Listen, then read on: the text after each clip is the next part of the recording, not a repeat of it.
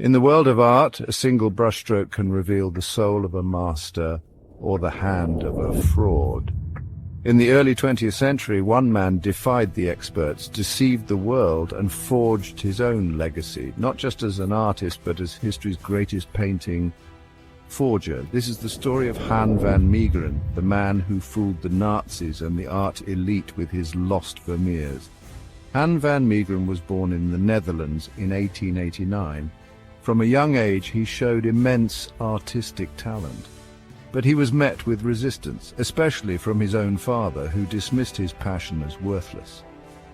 Determined to prove himself, van Meegeren studied art, mastering the techniques of the Dutch Golden Age, particularly the delicate work of Johannes Vermeer.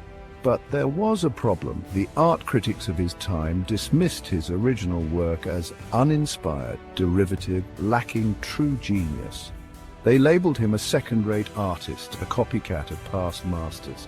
And so a deep resentment began to grow within him. If the world refused to recognize his talent, perhaps he would force them to. Van Meegeren didn't just copy old masters, he became them. He studied Vermeer's style, his brushstrokes, his use of light, and most importantly, the chemistry of his paints. He spent years perfecting 17th century painting techniques, even developing his own methods to artificially age his works, using bakelite to harden the paint and make it appear centuries old. His first masterpiece, The Supper at Emmaus, a newly discovered Vermeer that sent shockwaves through the art world. Experts examined it, praised it, and declared it one of the greatest discoveries of the century. The critics who had once scorned him were now singing his praises, without realizing they were applauding the very man they had dismissed. As World War II engulfed Europe, the Nazi regime plundered priceless art from museums and private collections. One of their most feared figures, Hermann Göring, was an avid art collector with a particular love for Vermeer. Through a network of dealers, van Meegeren's forgeries found their way into Göring's personal collection. For van Meegeren, selling a fake to a top Nazi wasn't just about money, it was revenge.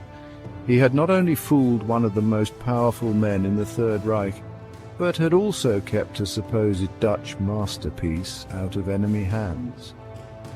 By the time the war ended, his paintings had circulated among some of the most prestigious collectors and institutions in the world.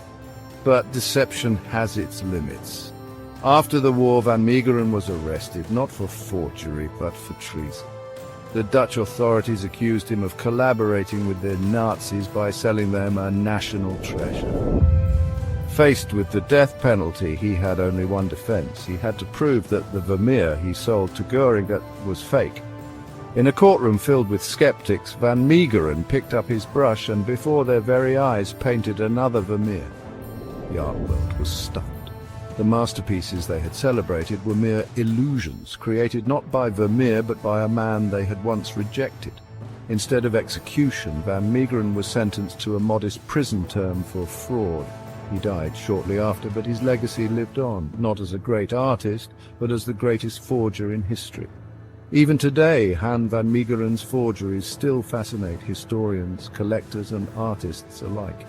His story is a reminder of the fine line between genius and deception, talent and trickery. He wanted to prove his worth, and in doing so, he exposed the flaws of the art world itself.